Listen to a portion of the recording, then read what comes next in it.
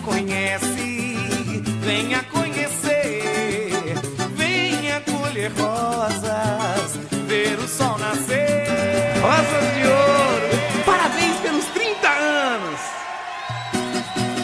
Alô, comunidade, canta roseira.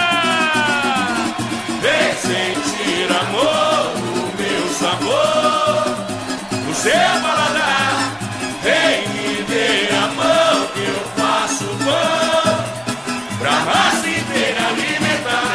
Vem amor, vem sentir amor, o meu sabor no seu paladar.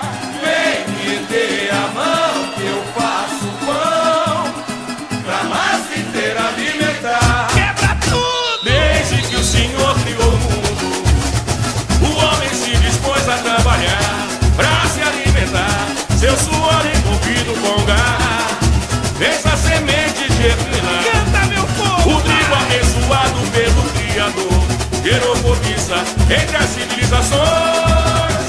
Sua trajetória tropeçou na ignorância da humanidade. Sobre o juramento uma esperança caminhou rumo à felicidade. Lá na França uma cultura se desenvolveu. Carapé era fome, só o ninguém que comeu. Maria Antonieta não teve perdão. Como abrir de quem não tem seu próprio pão. Na França uma cultura se desenvolveu. Carapé era fome, só o ninguém que comeu. Maria Antonieta não teve perdão. Como a brioche, quem não tem seu próprio pão. Trazido pelos portugueses ao Brasil, na sua crença evoluiu, tornou-se a base da alimentação. E a rosa, respeitando o gosto de vocês, seja um pão doce ou francês, comemora 30 anos de alegria. Sambando vamos agradecer o pão nosso de cada dia. Vem sentir amor, o meu sabor, o seu paladar.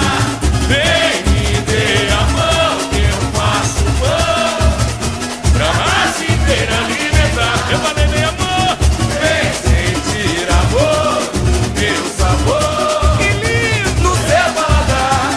Vem me dê a mão que eu faço pão pra massa inteira alimentar.